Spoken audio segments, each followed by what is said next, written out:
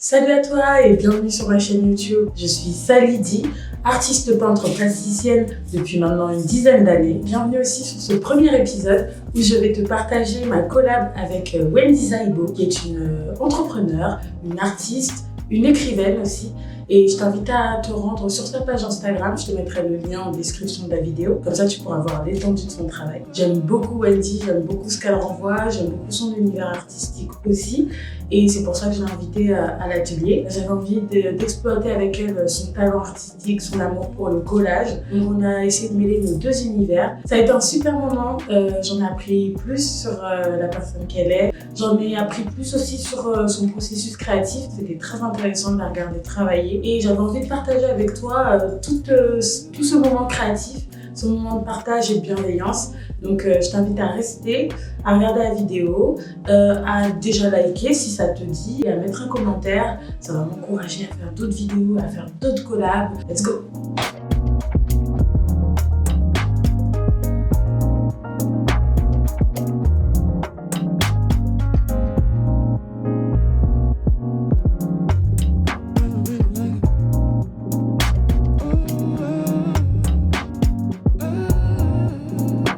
J'essaye d'être et d'explorer les divers pans de ma personnalité et les différentes facettes de ce que je suis. J'essaie de m'autoriser à pouvoir être Wendy au pluriel. Je suis artiste, j'écris, je fais de la poésie, je fais du collage. Je m'oriente aussi vers la création visuelle. Après, j'aime bien le côté être poète parce que pour moi, être poète, c'est avec les mots, mais pas que. C'est-à-dire que je fais de la poésie avec les mots, mais j'estime que ce que je fais aussi avec le collage, pour moi, c'est aussi de la poésie parce qu'on est aussi dans cet assemblage de mots, d'univers, le fait de pouvoir créer à partir des choses qui existent déjà. Donc, artiste, poète, je trouve que poète, ça englobe pas mal de choses, c'est assez large en fait, dans en tout cas la conception que moi j'ai de la poésie et du fait de faire de la poésie. Je suis aussi entrepreneur, pour moi c'est aussi important parce que aujourd'hui c'est quelque chose qui me fait vivre et honnêtement c'est aussi pour moi un espace où j'apprends à me dépasser, à découvrir d'autres facettes de moi-même. Le côté un petit peu business, comment défendre son projet, comment travailler aussi avec d'autres personnes, collaborer avec d'autres, passer de l'idée au concret. Je pense qu'au final, l'artiste et l'entrepreneur ont beaucoup de points communs, mais dans le fait d'être entrepreneur, il y a quand même quelque chose de un peu rationnel quand même, tu vois, mais que je trouve intéressant à diguer, à explorer, ça fait ressortir des facettes de moi aussi différentes, là où dans le côté artiste, il y a quelque chose de très intuitif que j'essaye de garder aussi dans le fait d'être entrepreneur, parce que dans ma manière aussi d'envisager l'entrepreneuriat, je pense que les gens avec qui je collabore, ils le diront, c'est que je fais aussi quand même beaucoup confiance à mon ressenti, à mon intuition. Je suis aussi formatrice, ça c'est quelque chose aussi qui me tient à cœur, parce que j'aime bien le côté transmission. Aujourd'hui, c'est ces trois facettes-là. Et puis, peut-être que demain, ce sera d'autres facettes.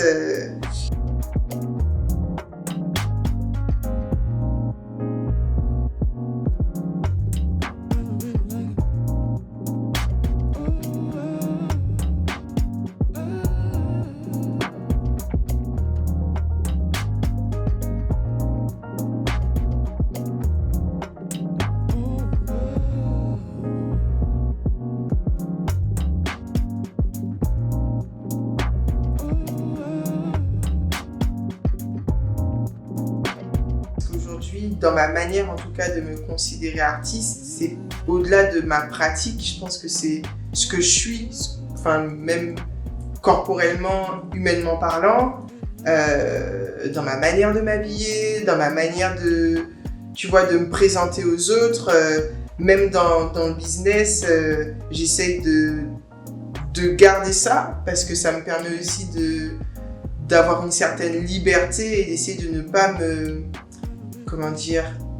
cantonner à ce que les autres pourraient attendre de moi. Il va y avoir des périodes où je sais que quand il y a eu une trop grosse période de rush, il va me falloir un temps pour souffler et pour justement laisser de la place à l'artiste parce que sinon je coule quoi. Tu vois, il faut que j'ai des fois des périodes où soit j'écris, soit je fais un peu de créa, où je m'autorise en tout cas une pratique artistique pour essayer d'équilibrer parce que je pense que c'est un peu un jeu d'équilibriste tout le temps. Il ne faut pas qu'il y en ait un qui prenne le dessus sur l'autre.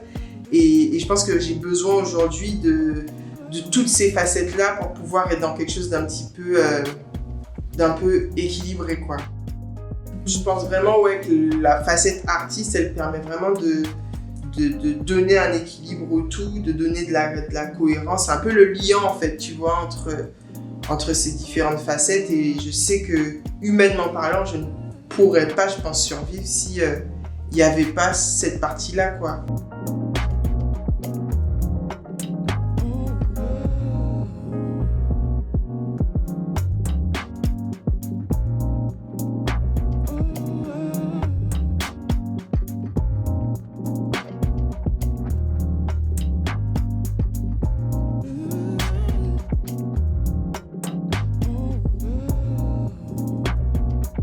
Est-ce que pour se définir artiste, il faut vivre de son art? Est-ce que pour se définir artiste, il faut pratiquer son art tous les jours, H24?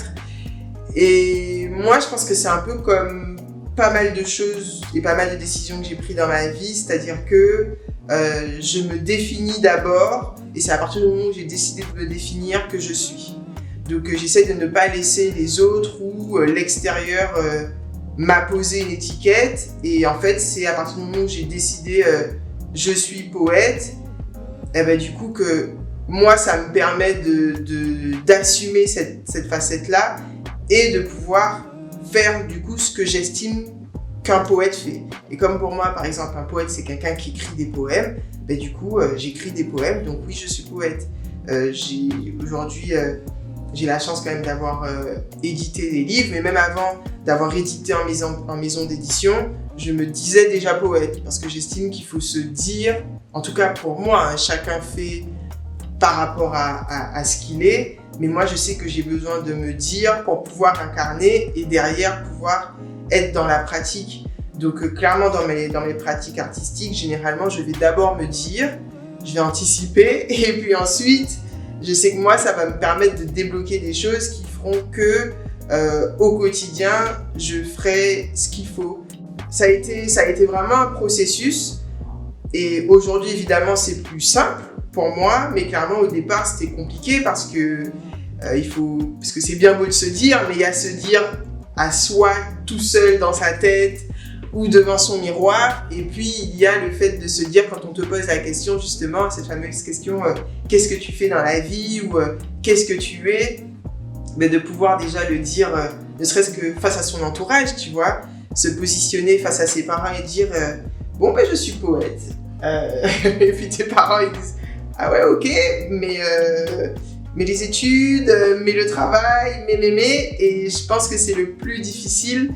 Pour moi, c'est le plus difficile, c'est déjà de se dire par rapport à son entourage proche. Après, une fois que ton entourage proche t'a passé ce cap-là, derrière le reste, ça roule, tu vois.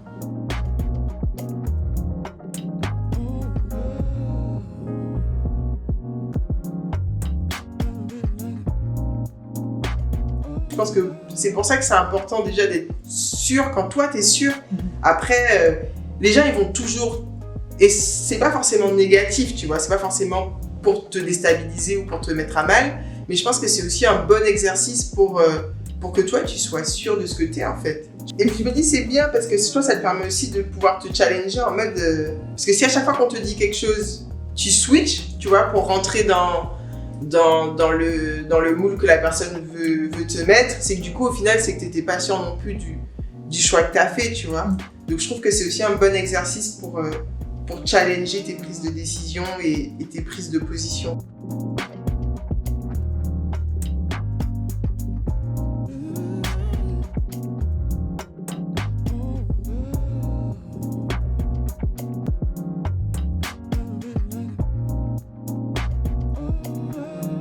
laisse beaucoup d'espace à l'inspiration, c'est-à-dire que c'est pas moi qui vais aller la chercher. Je considère que je suis aujourd'hui un canal, tu vois, et du coup,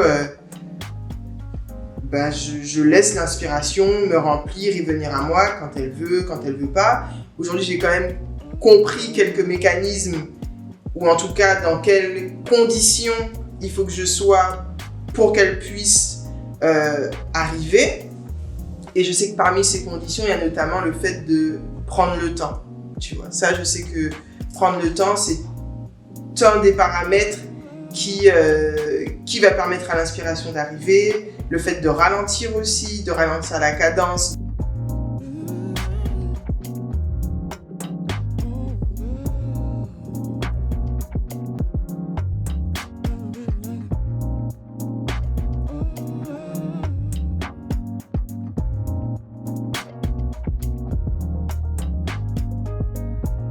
La seule chose qui pour moi est très importante dans le collage, c'est que vu que l'image elle dit déjà quelque chose, mon but c'est d'essayer de lui faire dire autre chose, tu vois. Donc d'essayer vraiment d'être dans des associations, tu vois, c'est pour ça que quand je parlais tout à l'heure j'y vois aussi de la poésie. C'est ok, comment, là je peux réussir à faire dire complètement autre chose, embarquer la personne dans un autre univers, une autre réflexion à partir de ce que j'avais au départ. Donc le fait d'avoir il faut toujours un peu de distance, tu vois, pour pouvoir voir quand j'associe ces deux-là, qu'est-ce que ça donne. J'aime bien aussi le fait, une fois que tu as associé, tu vois, de pouvoir les regarder de près, parce que généralement ça veut dire aussi d'autres choses, ou des fois sans t'en rendre compte, tu vois, tu fais dire certaines choses. Mais généralement, c'est un peu comme une histoire aussi qui se crée au fur et à mesure. C'est-à-dire qu'en découpant, tu as une image et puis tu en découpes une autre. Et puis après, les idées elles commencent à s'associer dans ta tête. Et puis naturellement, tu commences à voir des associations qui se font. Et derrière, tu as envie de les faire cohabiter, quoi.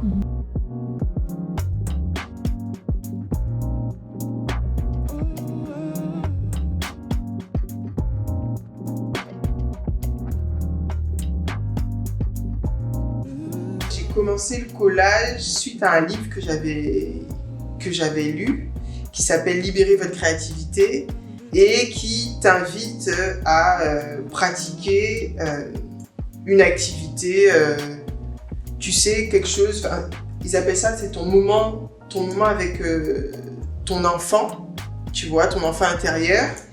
Et du coup, moi, l'activité que j'avais trouvée à ce moment-là et qui m'intéressait, c'était justement le collage. Donc je pense qu'il y a quelque chose de très